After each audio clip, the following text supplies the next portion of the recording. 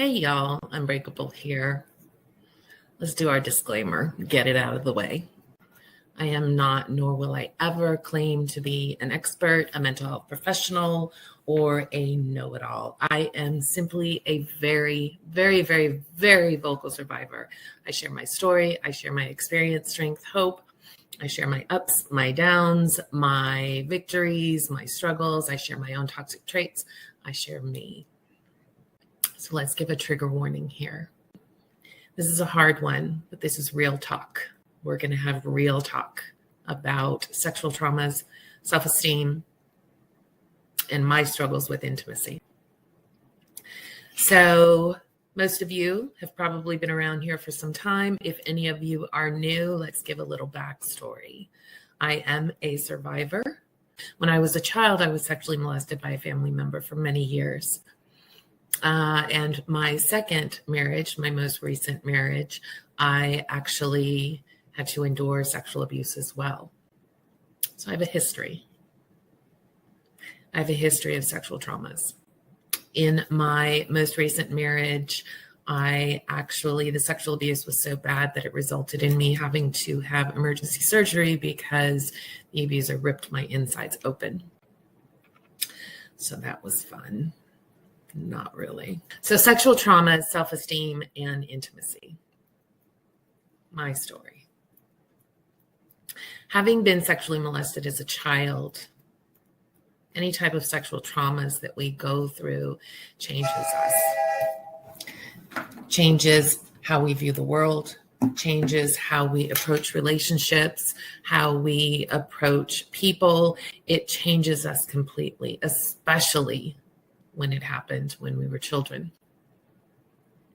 So not only was I sexually molested as a child, but I was raised by extremely toxic parents.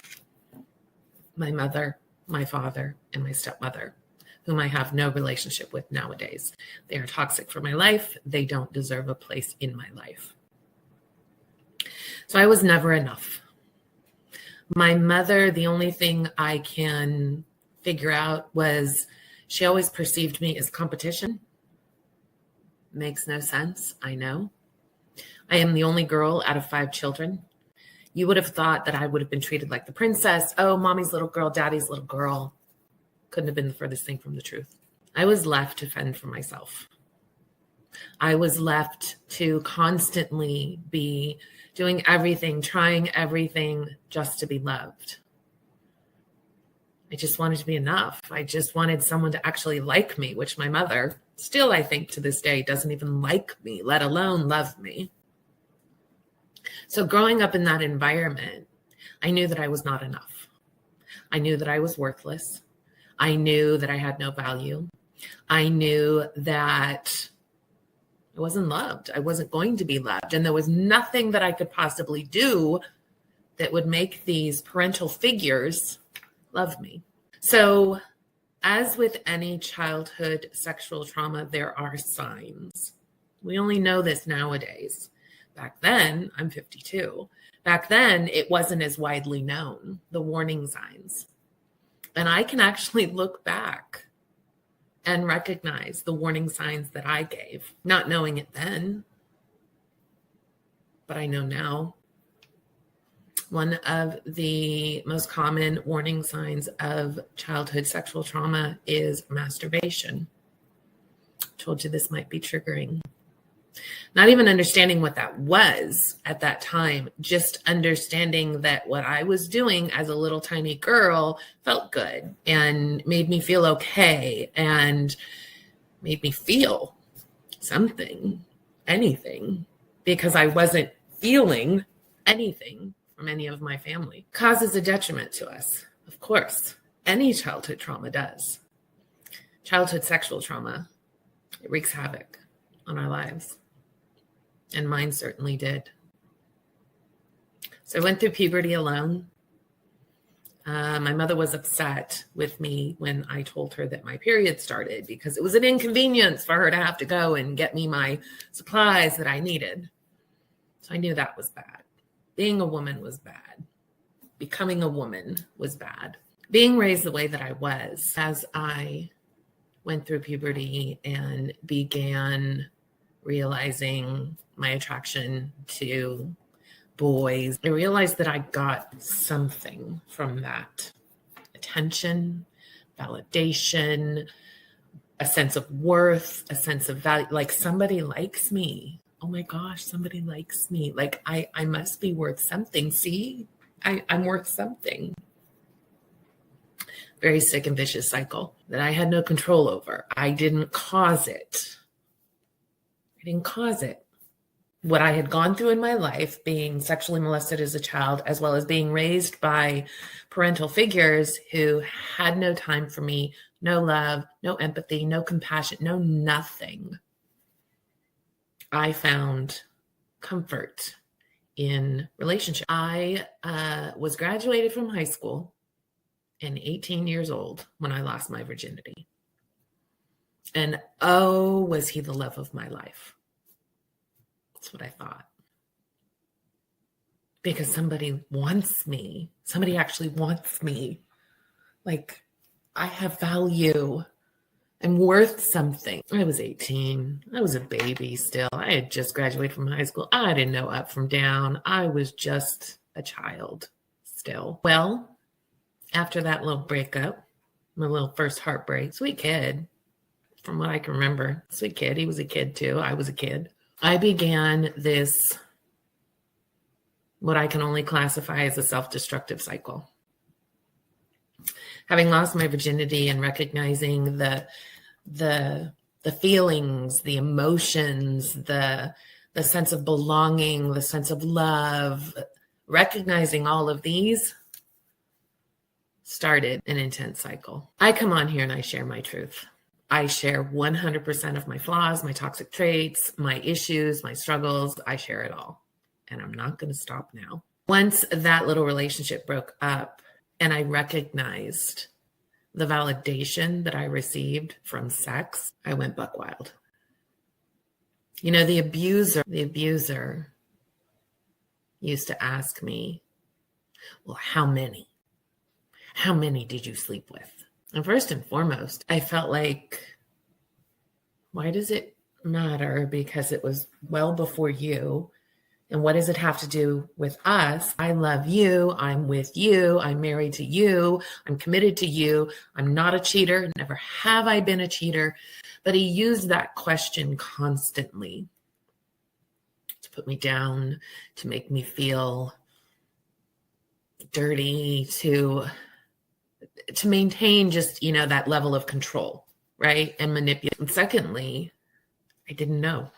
I still don't know. It was a lot. That's all I can say. It was a lot. Because again, I was finding something that I was lacking by my sexual escapade. I thought, if I give my body, then you'll love me. Because that's the only form of love that I had ever experienced. You know, the sexual molestation by a family member. This family member loves me and they would never hurt me. And so this must be what love is, right? Because I don't know any better. I have no one else giving me examples of what love is.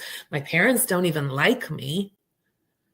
I'm just this bother, this burden. So the only experience that I had was the molestation as a child, that this must be what love is. And I went buck wild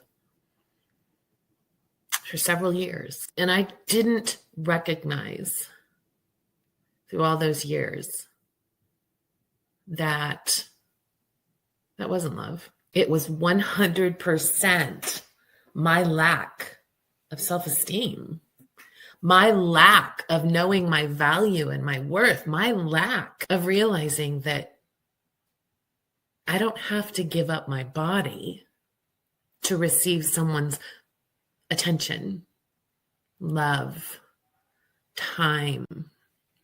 But that took many years. Many years. It continued until I met my daughter's father, and there were warning signs and red flags. But we had sex, and he was in love with me, head over heels in love with me. And so that's it, right? I got it. I finally got it. I finally have what I wanted. I've given myself sexually. So that he loves me. He loves me. not knowing what red flags were, not understanding anything about abuse other than physical. It was sick. Now, he gave me 3 concussions. He gave me my daughter. But after the 3rd concussion, I was done. That's like, okay, I recognize the signs of physical abuse. None of the rest of it. Not even his drug addiction, alcohol addiction, continuous infidelity, continually giving me STDs. Like none of that were warning signs. But the physical abuse was, and so I divorced him. And you get out of that. And when you don't take the time to recognize yourself and your own toxic traits and find your value and find your worth and find your self-esteem, it doesn't matter what you do. You're going to end up right back in the same situation with just someone with a different face. I got out and I spent several years alone thinking that's the right thing to do. I don't want to get involved in another physical abuse situation. That's the right thing to do. I didn't know about healing. I didn't know how much I didn't acknowledge how much I hated myself, how much I was disgusted by myself. I didn't like my body. I didn't like my looks. I didn't think I was pretty. I thought I was hideously ugly. So severely, I thought I was so severely fat. No one will ever love me. I'm a piece of shit. After several years, I decided, I'm lonely. I'm going to go date again. And I did. And the same cycle continued. Same toxic cycle continued for myself sexually. Still thinking, if I give myself, they're going to love me. They're going to want me. I'm valuable then because somebody loves me and wants me. I just opened my legs and realized I can get attention that way. Years on down the line, I met my son's father. I was just lonely. Honestly. This person pursued me for 2 weeks and I would not pick up the phone. Remember the old caller ID boxes? Like his name was not long enough to fit across the caller ID box, but it was enough that I knew exactly who it was calling me over and over and over and over again for 2 weeks. Until I decided, you know what? It's been a while. I'm just going to go have a one-night stand. Never had one. So, I'm just going to go have one. Sex was great. But he gave me that attention and that affection. And he loved me right off the bat and wanted to marry me right off the bat. And again, I hadn't healed from any of my past. I'm still messed up. I still can't stand myself. I still hate myself. I still think the only thing I have to offer to this world in a relationship is my body. And I got sucked in 15 years. 15 years I was with that person. And the sexual abuse didn't start right away. There were bits and pieces of it. But again, well, this must be what it's about. That I need to give into this because, I don't want to lose this person, right? This person loves me, so they're not going to hurt me. And I just need to give into this and give this person what they want. The sexual abuse progressed along with every other form of abuse that progressed. And in July of 2018, the sexual abuse resulted in him ripping my insides open and me having to have emergency surgery. Even that, wasn't enough of a red flag for me. And of course, I'm not allowed to tell anybody. I go to see the surgeon for them to get my surgery scheduled for the next day. And I go home. What did you tell them? What did you say? Nothing. I said, I don't know. I don't know what happened. Give me a break. My insides are ripped open. A doctor isn't going to be like, you don't know how that happened? Oh yeah, I was just laying on my couch and all of a sudden, poof, my insides are ripped open, right? But he didn't say anything. The doctor didn't say anything. Just got me scheduled and got me in. I think that was even more traumatizing than the sexual abuse as a child. Now, the sexual abuse as a child affected me my entire life. However, I feel that particular incident was the most traumatic because I said no constantly. constantly cried, begged, pleaded, no, I hate it. I don't want to do that. You know, you love it. You know, you want it. No, I don't. I literally would cry and beg and plead no, to the extent that I can't even tell you how many sexual exchanges we had after that, but it was very few because I avoided it. I avoided it intensely. I was terrified. I was terrified of not only the pain was intense. Like, I went to 3 different doctors before they actually realized and were able to examine me to see what had happened or to see what was causing this. I went through 3 weeks of hell. Like, literally, I couldn't stand, I couldn't sit. I could just stand there and not move, and I'm in dire sobbing pain. I didn't know what had happened. I didn't know until I finally went 3 weeks later, and my doctor had referred me to the surgeon. So, you know, that kind of played a part in the fact that, yeah, no, I don't want any sex with you whatsoever. I got out of that relationship.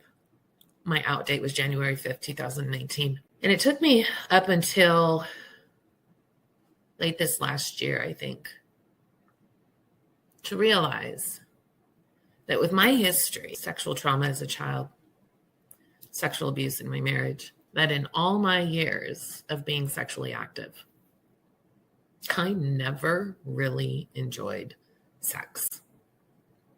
Never. Let's go a little more triggering. I had very few orgasms over the years. Like, sex is not a bad thing, in my opinion. Sex is not a bad thing. And you should be able to enjoy it. But coming from where I came from, I really didn't. Sometimes I would. Sometimes I would have fulfillment, but most of the time it was just an act to keep someone loving me, to feel wanted, to feel desirable, to feel enough. That was my sexual life, was just searching for those feelings of validation and worth. It wasn't for the union. It wasn't for the pleasure. It wasn't my entire sexual lifetime was solely me searching for what I was lacking. And I never found it. And I didn't recognize that until just recently. After my surgery, I thought, I'll never be able to enjoy sex again, ever. Like, I am so triggered.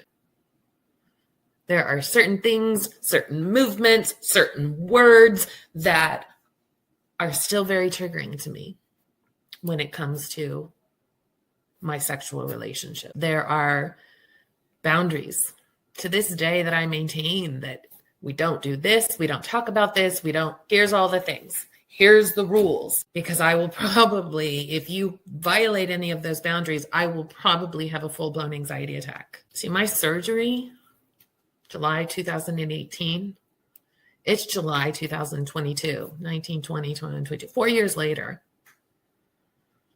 and I still have side effects. I still deal with the damage that was done that cannot be repaired. Been to my surgeon, talked to him. It's just something I have to live with now. Talk about a trigger. I could be sitting on the couch, sitting at my desk, working, and all of a sudden I have shooting pains. They come. There's nothing my surgeon can do about it. I have side effects that I don't discuss. There's nothing my surgeon can do about it. I've seen multiple doctors for it. Talk about triggers. So somebody, if I'm involved in an encounter, if they violate those boundaries of here's what my rules are, because of my sexual abuse, because of my trauma, I am terrified that I will have a full-blown meltdown, full-blown panic attack that would end me up in the psychiatric hospital. That's how triggering that is still is for me. So having these side effects, still dealing with the repercussions of emergency surgery due to sexual abuse, I kind of had given up that I would ever enjoy sex again. And I finally recognized the role that part of my life has played in my choices since I was 18 years old. It's been a tough pill to swallow. It's been a hard thing to talk about, but I've said it before and I will continue to say it. I have the best therapist in the world. And my therapist is the only person that walks the face of this earth that knows everything there is to know. I don't hold back anything from her because the only way to heal it is to go through it, right? And she's gone back on so many instances and validated me and made me recognize more consciously that any of my choices over the years were side effects of what I went through, were because of what I went through. Not to say that I don't own my choices, because I am the first to sit up here and say I have my own toxic traits and I work on them constantly. But she's helped me make sense of so many things that I have done, choices I've made, situations I've found myself in, relationships I've been in. She has helped me make sense of all of it. And one of those was my sexual identity. How do you go through life? How do you go through these traumas and afterwards think, God, I never really enjoyed sex. What's wrong with me? Or I'll never be able to have sex again because I have these repercussions from emergency surgery. Like, how depressing is that? Because in my opinion, our sexual identity, our sexual relationships are very much a part of exactly who we are. We are this, not just emotions and physical aspects. I mean, there are so many different parts of us, one of which is our sexual identity. One of which is our sexual relationship. Like, that's a part of who we are as human beings. It's what I feel. It's what I believe. So what's left for me after that? How will I ever be able to enjoy sex again when I finally realized that I never really did? That was hard to admit. That was hard to say out loud. That was hard to recognize how many situations I put myself in simply because my self-esteem was nil. Nothing.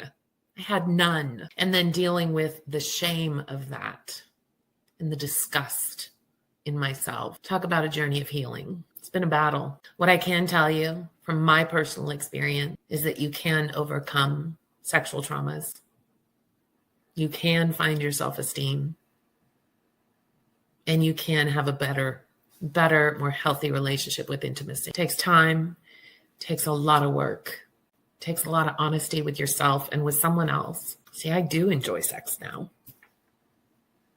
which I never thought I would. I do know myself more now. And I do know now that if I make that choice to have that encounter, it is solely for me, my wants, my needs, and not my lack of value and not my lack of self-esteem and not my lack of worth. Those who are blessed with my time and my presence, they know that before going in.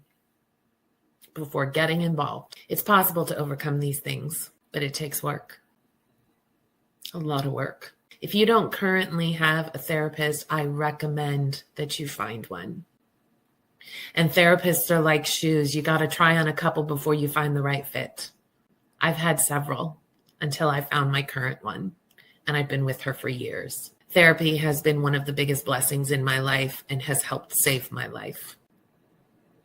It's given me the opportunity to be completely vulnerable with an outside, unbiased third party who is educated and knowledgeable and can say, it wasn't your fault. Who can tell you it wasn't your fault. Who can tell you you can get past this. You can get through it. You can heal. You can be better. You can feel whole. Sexual trauma can annihilate your life for the rest of your life. Lack of self-esteem can keep you repeating your cycles and your behaviors over and over and over again. But when you start to heal, when you start to face those hardest things, the things that you hold such shame over, despite the fact that you have no shame to be holding, the disgust that you have in yourself because you couldn't stop it, or you exhibited the signs of sexual traumas as a child as well. It wasn't your fault. You are not broken. You are not damaged. You can live a healthy, joyous, peaceful life. And if you're single, the more you heal, the more you're going to attract healthy people into your life, including romantic partners. I've acknowledged my choices over the years, but I don't beat myself up over them anymore. I was a product of my environment. I was behaving the only way that I could figure out how to behave based on the lack of tools that I was given, based on the repeated traumas that were inflicted upon me. Remember, when we go through trauma, our brain changes. We act differently. We think differently. We respond differently. Everything is different until we start repairing the damage that was done from our traumas. I own every choice I've made in my lifetime. Every one. And while I may not like a lot of the choices that I made in my lifetime, I understand them now. I understand I was doing the best that I could with the limited knowledge and experience that I had. It wasn't your fault. You've been surviving as best as you can. But I guarantee you, the more work you put in, the more you focus on yourself, the more that you fall in love with yourself, the more you will learn to let it go and stop beating yourself up. It wasn't your fault. You didn't cause it. You couldn't cure it, and you certainly couldn't control it. You were a victim, but you have that ability to be unbreakable.